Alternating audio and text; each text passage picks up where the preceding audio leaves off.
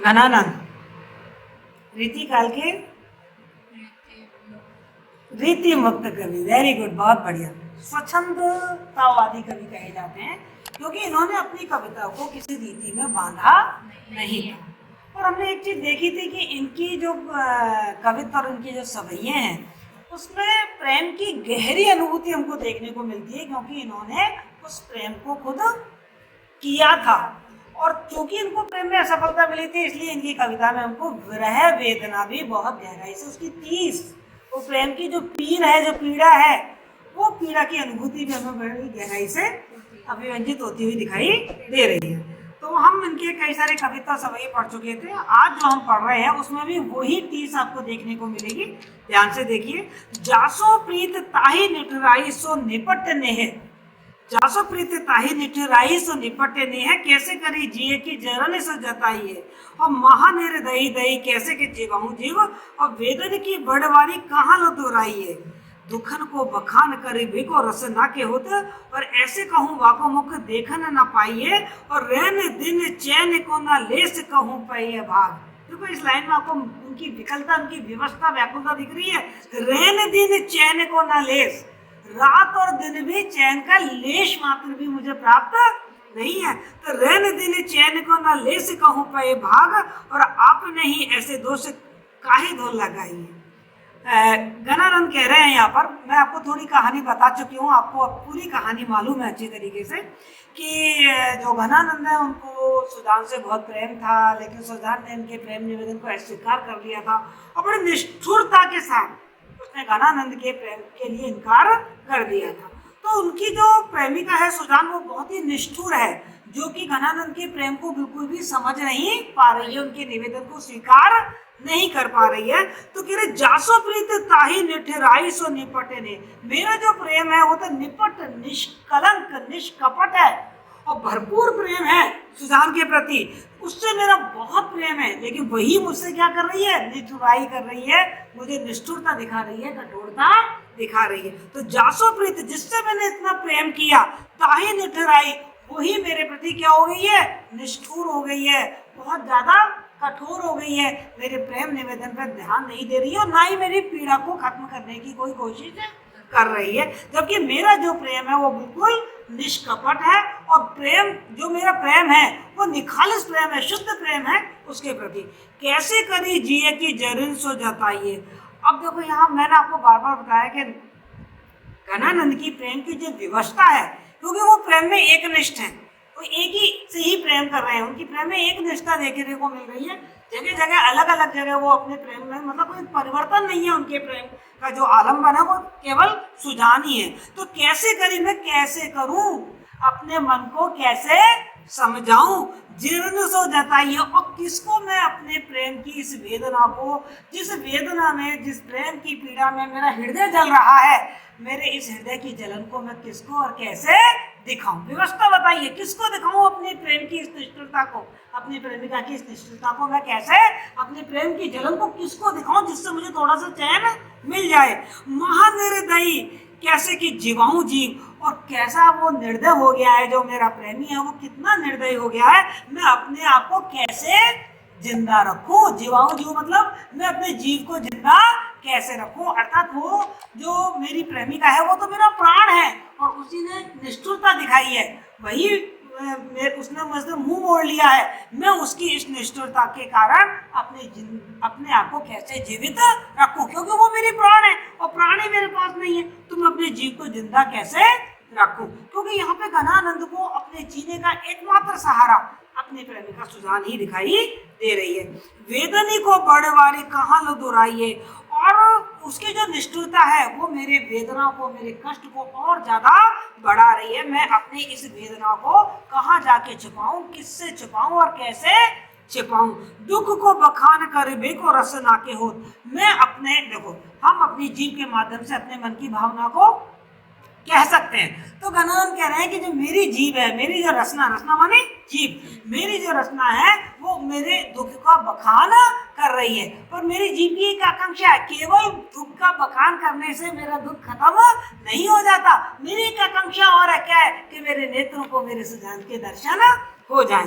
दुख को बखान कर भी को रस ना के हो, तो ऐसे कहूँ बाको मुख देखन न पाइए। और कैसे मैं उसकी वेदना मतलब अपनी वेदना का बखान करूँ कि कैसे ना कैसे मुझे उसका मुख दिखाई पड़ जाए। मैं मेरी जीव वेदना का बखान तो कर रही है, वर्णन तो कर रही है, अपनी वेदना को बता तो रही है, पर वो भी उसके मुख को देखने की इच्छुक है, उसको देखना चाहती है।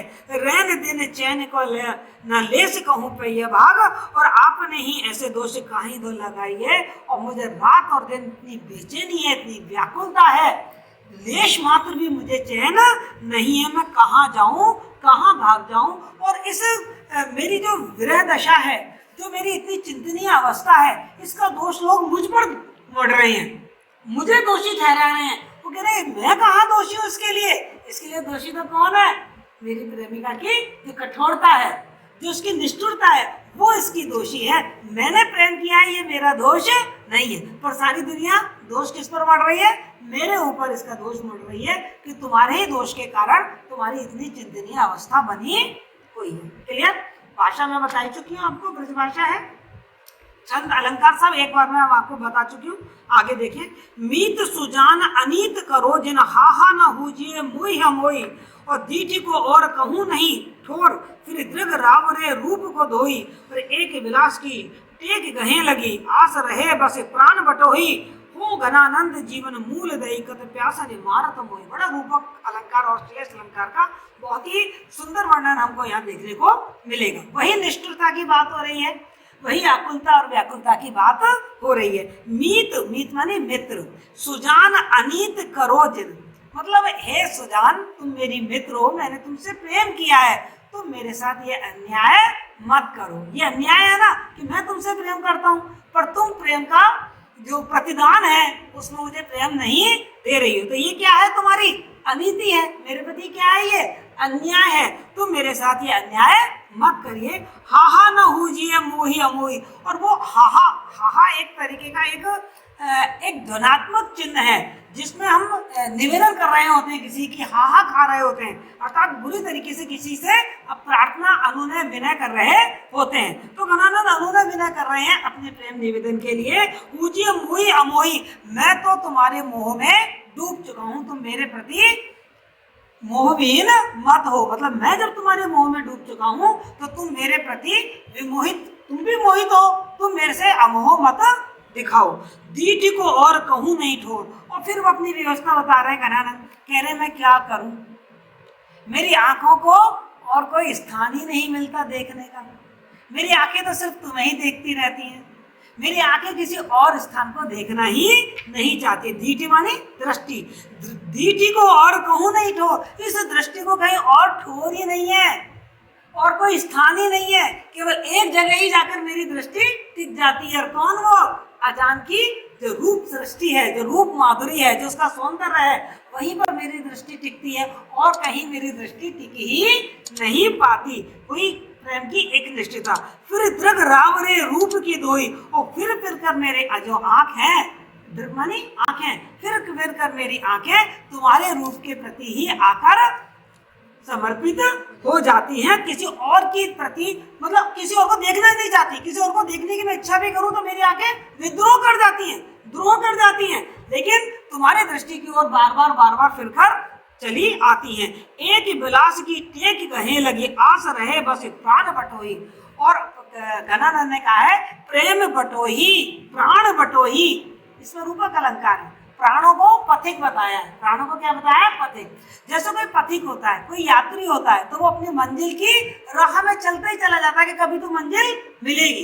एक जो राही होता है, जो यात्री होता है, वो क्या करता है? अपने रास्ते पे चलता चला जाता है, सिर्फ इस आशा में कि मुझे कभी ना कभी मंजिल मिल जाएगी। मेरे प्राण भी इसी आशा में जिए जा रहे हैं कि एक ना एक दिन तो मुझे सुजान मिल ही जाएगी। यानी कि घनानंद बता रहे हैं कि मुझे एक विश्वास है, उन्होंने कारण बताया है कि मैं तुम्हारे बिना अभी तक जी कैसे रहूं।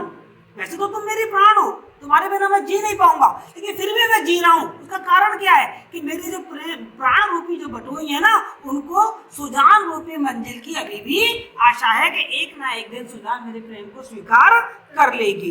हो घन आनंद जीवन मूल दई कत प्यास ने मारत मोही। और फिर घनानंद एक बात कह रहे हैं सुजान से कि तुम तो घन की आनंद की घन हो, यानी कि तुम तो आनंद की बादल हो, तुम्हारे अंदर तो आनंद भरा हुआ है, तो क्यों नहीं तुम उस आनंद को मेरे ऊपर बरसा देती। बताओ, तुम बादल हो, जैसे बादल में पानी भरा होता है और पानी बरस जाए और फिर भी किसी इंसान की प्यास ना बुझे, मतलब हमारे पास बादल है जिसमें पानी भरा हुआ है और फिर भी हम प्यासे हैं, तो ये तो बड़ी विडंबना और भाग्यहीनता की बात है ना। वही कह रहे हैं कि मेरी जो सुजान है वो आनंद की बादल है, अर्थात उसमें आनंद भरा हुआ है, फिर भी मैं आनंद के लिए तरस रहा हूँ। मेरी जो प्रेम रूपी जो पिपासा है, प्रेम रूपी जो मेरी प्यास है, वो बुझ नहीं रही है। श्लेष अलंकार बताया यहाँ पर, हो घन आनंद जीवन मूल, तुम जीवन की देने वाली हो। देखो, जो जल होता है, जल को क्या कहते हैं? जीवन। जल ही जीवन है, तुम तो जल की जीवन हो, बादल है, और बादल होते हुए यदि कोई प्यासा रह जाए तो ये तो बड़ी विडंबना की बात है, ये तो बड़े आश्चर्य की और बड़ी विपरीत परिस्थितियों की बात है। इसी तरीके से तुम भी मेरे को जीवन देने वाली हो, आनंद देने वाली हो, तो तुम मेरे को प्रेम के प्यास से क्यों तड़पा रही हो? तुम भी मेरे प्रेम की प्यास को बुझाओ।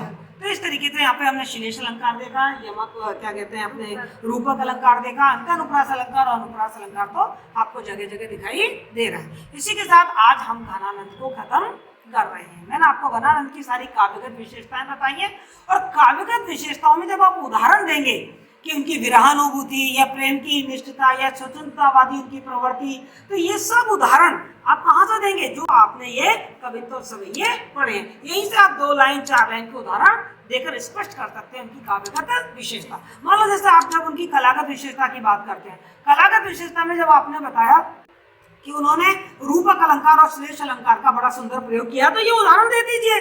बस प्राण बटोही, प्राण बटोही में रूप अलंकार है, हो घन आनंद रूप जीवन मूल दई, इसमें श्लेष अलंकार है। आपको कहीं बाहर जाने की जरूरत नहीं है, आपकी पुस्तक में जो कवित्व सवैये दे रखे हैं, आप वहीं से उदाहरण दे देके उनकी भावगत और काव्यगत विशेषताओं को समझा सकते हैं। क्लियर? कोई दिक्कत? यदि कोई इसमें समझ में नहीं आ रहा हो तो मुझे बता दीजिए, दोबारा से बता दें। सब पढ़ने के बाद ये तय हो गया कि नहीं हो गया कि घनानंद प्रेम की पीर के कवि हैं? मैंने पहले दिन आपको कहा था कि बहुत इंपॉर्टेंट प्रश्न उनके लिए आता है, वो ये आता है कि सिद्ध कीजिए कि घनानंद प्रेम की पीर के कवि हैं। उनके जितने भी अपन ने कविता सवैये पढ़े हैं, उन सब में उनकी प्रेम की पीड़ा, उनकी विवस्था, उनकी आकुलता, उनकी व्याकुलता, सुजान के प्रति उनकी प्रेम की एक निष्ठता दिखाई पड़ रही है, वेदना की गहरी अनुभूति हमें दिखाई पड़ रही है। तो ये जो आपको मैंने कविता सवैये पढ़ाए, इनके जो भावार्थ हैं, वही भावार्थ उस प्रश्न के उत्तर लिखने में काम आएंगे। पॉइंट्स मैंने आपको बताई दिए हैं, उदाहरण आपको यहाँ से मिल ही सकते हैं। तो 2 प्रश्न बहुत इंपॉर्टेंट है घनानंद में से। एक तो सिद्ध कीजिए कि घनानंद प्रेम की पीर के कवि थे, और दूसरा प्रश्न घनानंद की काव्यगत विशेषताएं बताइए। ये पढ़ाते पढ़ाते मैंने आपको दोनों प्रश्नों के उत्तर अच्छे तरीके से समझा दिए। क्लियर? फिर भी दिक्कत नहीं आए तो आप मेरे से निश्चिंत होकर पूछिए। ओके।